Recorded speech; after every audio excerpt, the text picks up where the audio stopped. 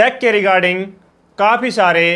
आपसी डिस्प्यूट रहते ही हैं और आज के टाइम में सबसे ज़्यादा केसेस जो हैं वो भी चेक बाउंस के चले हुए हैं। क्योंकि नॉर्मली क्या देखने को मिलता है कि अगर एक पर्सन जो है अगर वो दूसरे पर्सन से अमाउंट लेता है तो उस अमाउंट को उतारने के लिए वो चेक इशू कर देता है और जो चेक है जब वो कंप्लेनेंट जिसको वो चेक मिला है वो अपने बैंक में प्रेजेंट करता है तो वो जो चेक है वो बाउंस हो जाता है और इसी के रिगार्डिंग जो है चेक बाउंस का केस चल जाता है। लेकिन अब जो है आप चेक को अपनी मर्जी से नहीं लगा सकेंगे या फिर अब आपको चेक जो है वो बहुत ही सोच समझकर अपने बैंक में लगाना होगा क्योंकि इसके रिगार्डिंग हाल फिलहाल में एक लेटेस्ट कानून आ गया है। सो फ्रेंड्स जानेंगे आज की इस वीडियो में क्या है वो लेटेस्ट कानून और किसके फेवर में आया है। सो फ्रेंड्स मैं हूं एडवोकेट मोहित और आप देख रहे हैं हमारा चैनल मोहित सिंह रूअल। अगर आपने ये चैनल अभी तक सब्सक्राइब नहीं किया तो चैनल को सब्सक्राइब कर लीजिए क्योंकि चेक से रिलेटेड बहुत ही बढ़िया कंटेंट इस चैनल पे आने वाला है। सो फ्रेंड्स बिना किसी देरी के चलिए वीडियो शुरू करते हैं।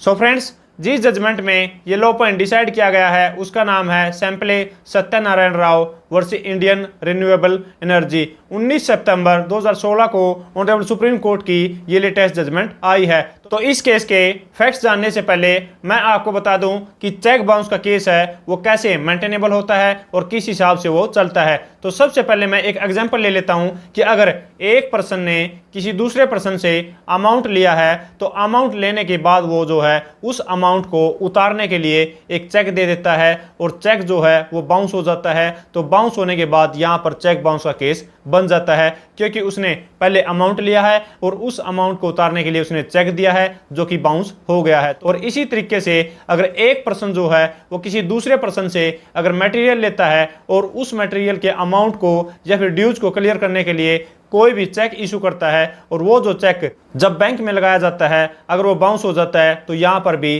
चेक बाउंस का केस बनता है क्योंकि पहले मटेरियल गया है और मटेरियल जाने के बाद जो है उसने ड्यूज को क्लियर करने के लिए वो चेक दिया है तो यहाँ पर भी चेक बाउंस होने के बाद चेक बाउंस का केस बनता है। और तीसरी सिचुएशन ये है कि अगर एक पर्सन जो है चाहे वो नॉर्मल पर्सन से या फिर फाइनेंसर से या फिर किसी बैंक से अगर लोन लेता है और लोन को चुकाने के लिए वो बाद में चेक को इशू कर देता है तो यहाँ पर भी अगर चेक बाउंस हो जाता है तो यहाँ पर भी चेक बाउंस का ऑफेंस बनेगा क्योंकि पहले लोन लिया गया है और उसके बाद जो है उस लोन को उतारने के लिए वो चेक इशू किया गया है। तो अब एक सवाल ये भी आता है कि अगर कोई भी एक पर्सन अगर दूसरे पर्सन को सिक्योरिटी चेक दे देता है तो क्या वो सिक्योरिटी चेक जो है वो लगाया जा सकता है या फिर सिक्योरिटी चेक का क्या चेक बाउंस का ऑफेंस बनता है या फिर नहीं। और सिक्योरिटी चेक के रिगार्डिंग भी इस जजमेंट में एक क्वेश्चन जो है वो अराइज हो गया था। लेकिन इससे पहले जो मैं आपको इस केस के फैक्ट्स बता देता हूँ कि इस केस में क्या हुआ था। इस केस में भी जो कंप्लेनेंट है और एक्यूज है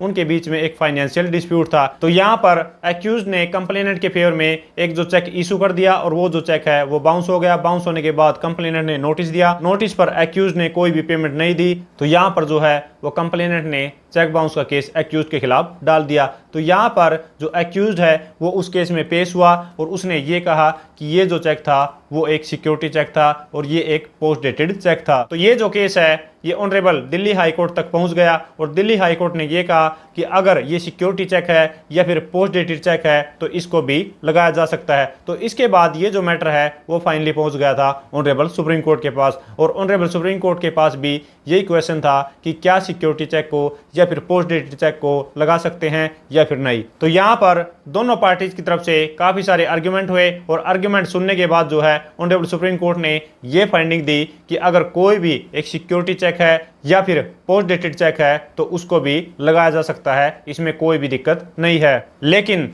इसकी कंडीशन ये है कि जिस डेट को वो चेक इशू किया गया है तो उस डेट को उस पर्सन की कोई ना कोई लीगल लायबिलिटी जरूर होनी चाहिए। और यहाँ पर ये नहीं होना चाहिए कि जो चेक है वो पहले दे दिया गया है और उसके बाद जो है वो लीगल लायबिलिटी अराइज हुई है। तो इसको हम एक एग्जाम्पल के तरीके से समझ लेते हैं कि अगर 1 जनवरी 2024 को किसी भी एक पर्सन ने अगर दूसरे पर्सन को अमाउंट दिया है तो उस सिचुएशन में अगर जिस पर्सन ने वो अमाउंट लिया है वो 10 दिन बाद या फिर 20 दिन बाद उस अमाउंट को उतारने के लिए अगर चेक इशू करता है तो वहाँ पर उसकी जो है वो लीगल लायबिलिटी बनती है क्योंकि उसने पहले अमाउंट लिया है और उस अमाउंट को उतारने के लिए जो है उसने चेक दिया है, तो यहाँ पर वो जो चेक इशू किया गया है वो लीगल लायबिलिटी को उतारने के लिए इशू किया गया है। लेकिन अगर दूसरा एग्जाम्पल हम ले लेते हैं कि अगर किसी भी एक पर्सन ने 1 जनवरी 2024 को जो है वो पहले ही चेक दे दिया है और चेक देने के बाद उसको जो है वो 10 दिन बाद या फिर 20 दिन बाद जो है वो उसको अमाउंट मिला है,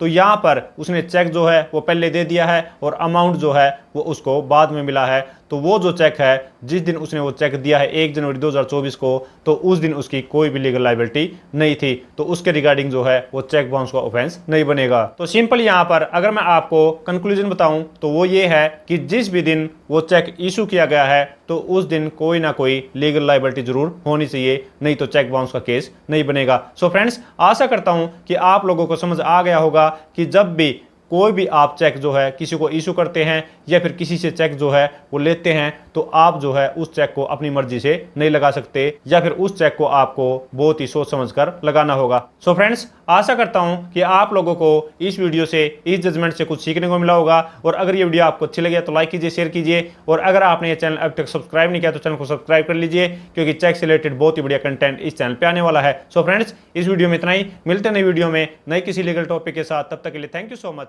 बाय बाय।